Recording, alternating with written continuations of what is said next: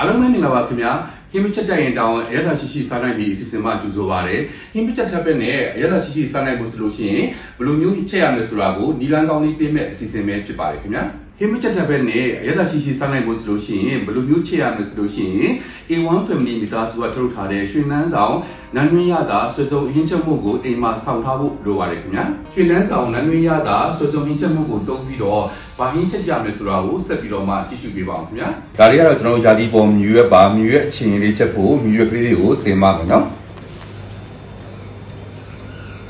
မြူရွက်ချင်းချက်ဖို့ဆိုလို့ရှိရင်ကျွန်တော်စောစောကတင်ထားတဲ့မြူရွက်ကလေးတွေကိုကျွန်တော်တို့အိုးထဲကိုအရင်ဆုံးထည့်ပါမယ်နော်ပြီးရင်ဗာထက်မယ်ဆိုလို့ရှိရင်ကျွန်တော်တို့ခရမ်းညင်သီးလေးတွေထည့်ပါမယ်ကျွန်တော်တို့ A1 Family မိသားစုကထုတ်ထားတဲ့ရွှေနန်းဆောင်နန်းတွင်းရတာဆွေစုံဟင်းချက်မှုဒီမှာဆိုလို့ရှိရင်ကျွန်တော်နှစ်ထုတ်ထည့်ပါမယ်ဘာလို့ဆိုတော့ကျွန်တော်ဒီဒါဝမလေးတောက်ဆန်းပုံစံမျိုးလေးပေါ့ပြစ်ကလေးစားကြလို့ပါဒါဝမကျွန်တော်နှစ်ထုတ်ထည့်ပါမယ်နော်ပြီးရင်ကျွန်တော်ဒီမှာစီလေးနှစ်စွန်းထည့်ပါမယ်နော်ဒါလေးကိုမှမထည့်ခင်ကျွန်တော်ငယ်ပါမယ်လုံးချက်ချက်မှာဖြစ်တဲ့ကြောင်းကျွန်တော်တို့ကဒီဟာကိုမှဒီဘို့မှာမတင်ခင်မှာခုလိုမျိုးလေးအရင်ဆုံးနေလိုက်ပါမယ်နေပြီးလို့ရှိရင်ကျွန်တော်မျိုးပေါ်တင်ပြီးတော့မှဆက်ပြီးတော့မှချက်ပါမယ်ခင်ဗျာအဲလို့ရှိရင်ကျွန်တော်တို့မျိုးပေါ်တင်ပြီးဒါလေးကိုမှလုံးချက်ပြီးချက်ပါမယ်နော်လို့ရှိရင်ကျွန်တော်ဒါကိုမှကျွန်တော်ဒီနူးလေးထည့်ပြီးတော့မှချက်ပါမယ်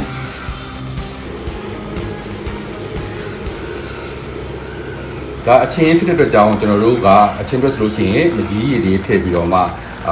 ချက်ပါမယ်နော်ဒီပါဆိုလို့ရှိရင်ကျွန်တော်မြွေကလေးလည်းနူးလာပြီဆိုလို့ရှိရင်ကျွန်တော်တို့မြွေအချင်းလေးရပါပြီခင်ဗျာ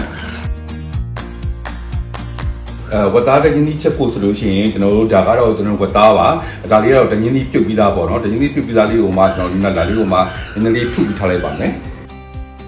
တင်းကြီးနဲ့ဝတ်သားချက်ဖို့ဆိုလို့ရှိရင်ကျွန်တော်တို့ရွှေနန်းဆောင်နန်းတွင်းရတာဆွဲစုံဟင်းချက်မှုန့်ကိုကျွန်တော်နှစ်ထုတ်ထည့်ပါမယ်ဘာလို့ဆိုလို့ဆိုတော့ကျွန်တော်ဒီဝတ်သားကိုဒါကျွန်တော်30သားတုံးထားရတဲ့အတွက်ကြောင့်ပါ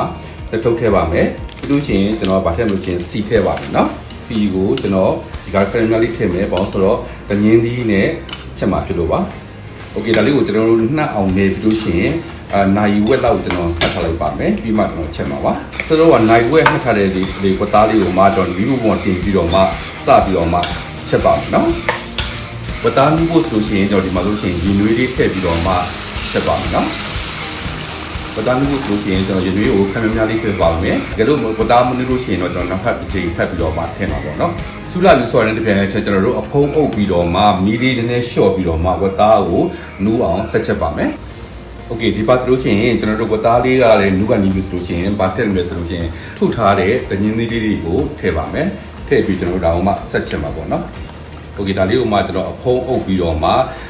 ဝတ်သားလေးနူးတညင်းသေးလေးပူပြီးတော့မှနူးဤလာအောင်ဆက်ပြီးတော့မှချက်ပါမယ်။ဒီမှာဆိုလို့ရှိရင်ဝတ်သားလေးတွေကနူးဣလာပြီဆိုလို့ရှိရင်ကျွန်တော်တို့ဝတ်သားနဲ့တငင်းလေးချက်တာလေးရပါပြီဒါကတော့ကျွန်တော်ဆိုတော့စစ်ပြပေးခဲ့တဲ့မြူရဲ့အချင်းကြီးခင်းရဲ့ဒါကတော့ဝတ်သားနဲ့တငင်းလေးချက်ကလေးပေါ့နော်ကဲဒါလေးကိုကျွန်တော်စားပါမယ်နော်မြူရဲ့အချင်းကြီးမှာဘာလို့ဒါလေးကလေ